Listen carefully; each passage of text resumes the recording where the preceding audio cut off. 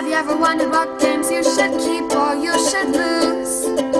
Find out here at Purge Reviews. Have you ever wondered what games you should sell or you should use? Find out here at Purge Reviews. Find out on our top 10 list what games you cannot miss. Don't forget to subscribe to Purge Reviews. Worker placement is a game mechanism where players start with a number of workers, and these workers are used to activate an action space on the board. This action space will normally either give you resources or allow you to further your goals in the game by taking a particular action. A key component of worker placement is planning your moves. Certain spots on the board may be more valuable to you than other players, but the contrast of how valuable it is to you versus how much it helps your opponents is something normally to consider. The order that you place your workers matter very much in worker placement games. There are three components normally found in worker placement that make it one of the most loved and durable mechanisms in board gaming. Number one, the worker will block other players or workers from utilizing that particular action space. 2. You can get more workers by playing the game, but normally at a cost to maintain more workers. For example, feeding them. Number 3. At times you take a spot you don't really need to block another player from taking that spot. This brings player interaction into Euro games. Worker placement is normally found in resource management games, where you get resources to turn into more complex resources, which are turned into victory points.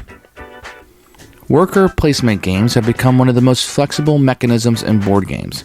In particular, the different types of workers used in worker placement games and how they are used are a great example of this.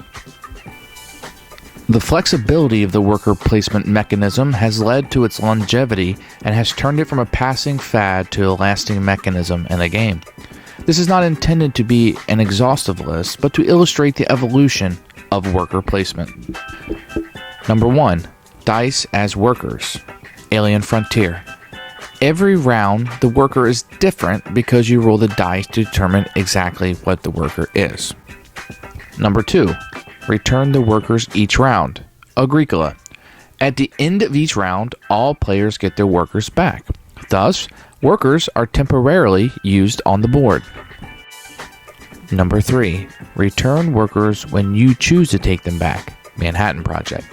This gives you more control as to when spaces become unblocked. A game with this mechanic normally does not have a changing turn order. Number 4.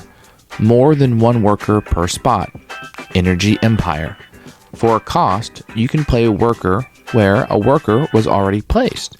What was once a core mechanic of worker placement has been changed. Number 5. Workers fight for a spot. Carson City. The alternative to paying more for a spot is fighting for a spot. The main difference here is only one player will be able to activate the resource spot. Number 6. Different types of workers. Belfort. Each worker has a set role in the game and activates differently. The following is a short timeline of worker placement games. It is not expected to be an exhaustive list of all worker placement games, but rather I hope to highlight a few that either were very important, very popular, or changed something about the worker placement genre. The first games credited as having early examples of worker placement is the Silverton release of 1991 or Merlin in 1993. While Silverton and Merlin weren't very popular games, many attribute Richard Breeze's 1998 Kedem release or Way Out West, a 2000 release by Martin Wallace, as the first popular versions or releases of worker placement games. In addition, Way Out West was the first to give you an option to purchase more workers, which will later become a staple of worker placement games. While up to this point, worker placement games were slowly being released, there wasn't a giant hit until 2005 with the release of Kalis, which went on to win the very first Kennerspiel des Jahres in 2006. This is the first real successful worker placement game, and it is note that it's particularly spiteful, which will become less and less important in worker placement games.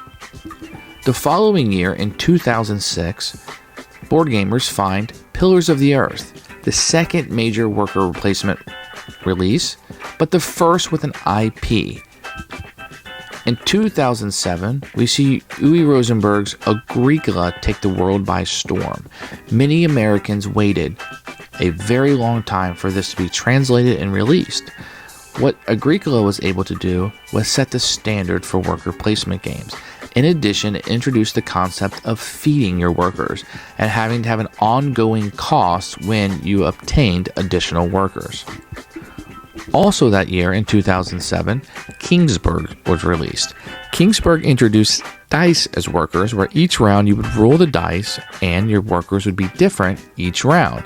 This also made the genre less complex and was really the first gateway game for worker placement. The following year, in 2008, we see the release of Stone Age, which becomes the gateway game for worker placement. We also see a change from Kingsburg, where rolling dice is included, but it's used to get resources, not valued of the workers.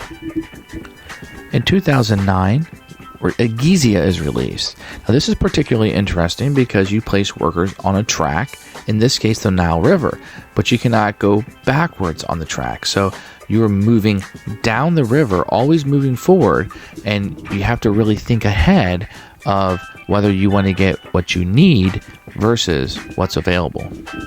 In 2010, Fresco is released, and this adds the timing of when you use your workers.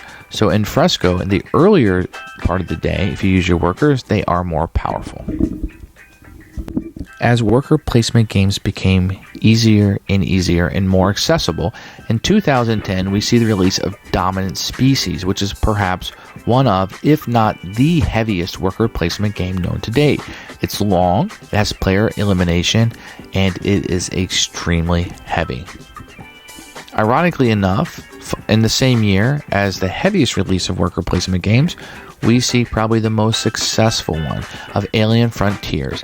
It became the Kickstarter game and started the Kickstarter revolution for board gamers. We also see more dice rolling as workers, and it's really the first game to go back to that Kingsburg mechanic of rolling the dice to see how powerful or useful your workers may be for the round. In 2011, we see the release of Belfort. This gives us different types of workers, elves and dwarves, which will activate different types of spaces depending on which type of worker you have. An example is that the elves can activate certain spots, and the dwarves can activate certain spots that the elves cannot.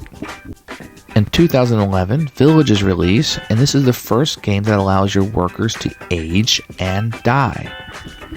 In 2012, board gamers received Manhattan Project.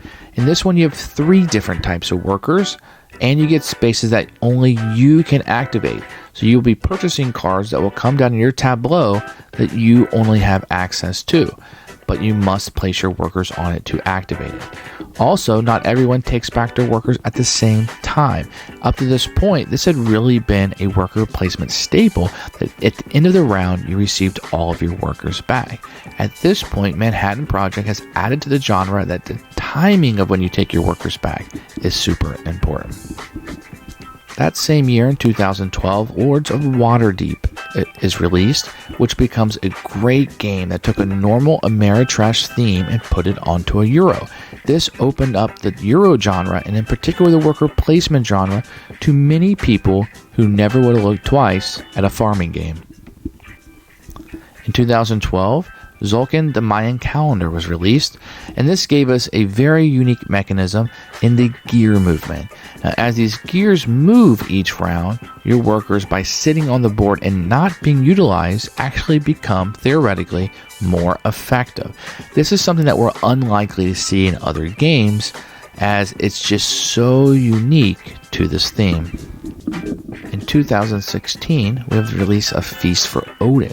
We see it turn back to a very deep strategic worker placement game with a lot of accessible spots. Up to this point, a lot of times, as in Agricola, that certain spots would open up and make the game more complex as you play.